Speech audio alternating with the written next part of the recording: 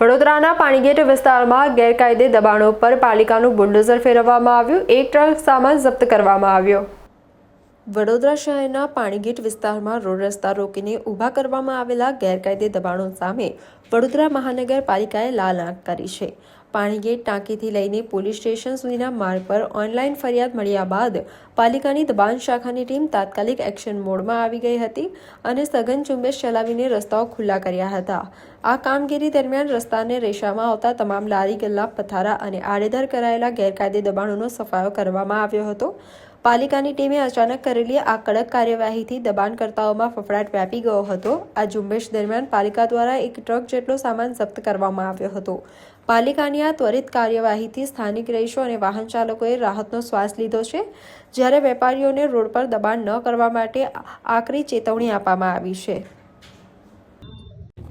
हाँ, આજરોજ Panigate ટાંકીથી Panigate police station સુધીનો વિસ્તાર આયુધી 4 રસ્તા અને ત્યાં સુધી ફૂટપાથ ઉપર જે દબાણ આવેલું છે એ ફૂટપાથ ખુલ્લો કરવા માટે ઓનલાઈન ફરિયાદ હતી તે મુજબની કાર્યવાહી કરેલી છે અને બિનવારસી જે લારી ગલ્લા હોય એને જમા લીધા છે।